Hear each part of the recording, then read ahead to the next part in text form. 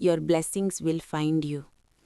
ఒకప్పుడు ఒక గొప్ప రాజ్యంలో ఒక ధర్మబద్ధమైన రాజు పాలన చేసేవాడు. ఆ రాజ్యం శాంతితో, సంపదతో నిండిపోయి ఉండేది. ప్రజలు రాజును గౌరవించేవారు, ప్రేమించేవారు.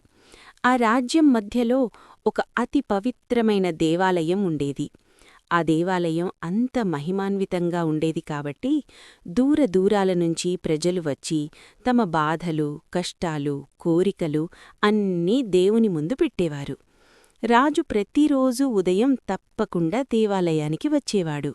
రాజ్య వ్యవహారాల కంటే ముందే దేవుని దర్శనం చేసుకోవడం అతని అలవాటు. దేవుని ముందు తల వంచి నిశ్శబ్దంగా ప్రార్థన చేసి మనసు తేలికపడిన తరువాతే బయటకు వచ్చేవాడు.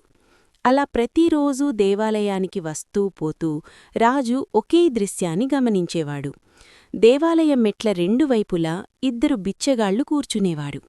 ఎడంవైపు కూర్చున్న బిచ్చగాడు చాలా వినయంగా ఉండేవాడు. తన చేతులను ఆకాశం వైపు ఎత్తి కళ్లను మూసుకుని ఇలా ప్రార్థించేవాడు. ఓ దేవుడా, నీవు రాజుకి అన్నీ ఇచ్చావు. నాకు నా జీవితం మార్చుకునేంత ఆశీర్వాదమివ్వు. కుడివైపు కూర్చున్న బిచ్చగాడు మాత్రం భిన్నంగా ఉండేవాడు.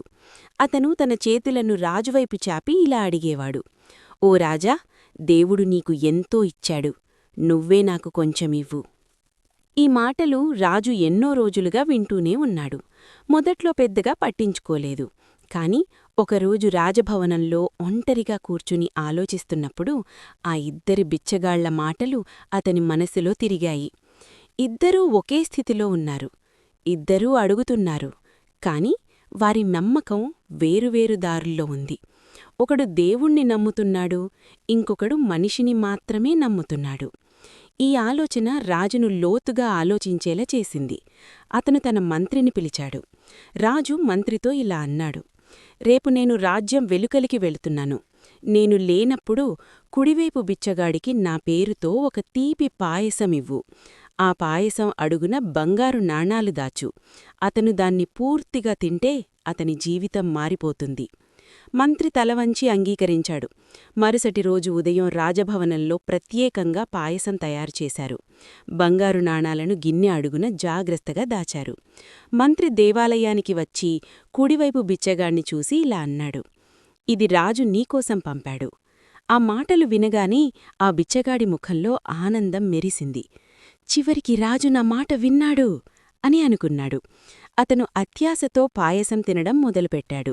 ఆత్రంగా తొందరగా తిన్నాడు. రుచిని ఆస్వాదించలేదు.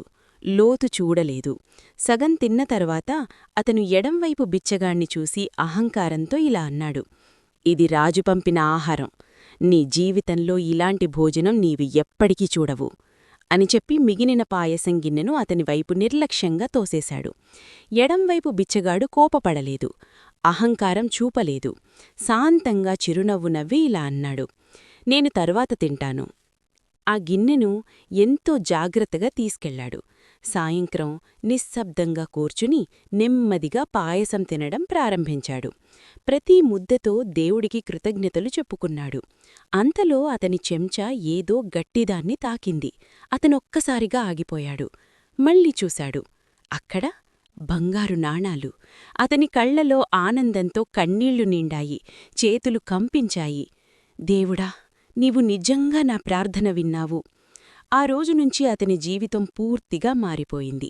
అతను ఇక బిచ్చం అడగలేదు. తన జీవితం గౌరవంగా ప్రారంభించాడు. ప్రతిరోజూ దేవాలయానికి వచ్చేవాడు. అడగడానికి కాదు, ధన్యవాదాలు చెప్పడానికి. కొన్ని రోజుల తర్వాత రాజు తిరిగి వచ్చాడు.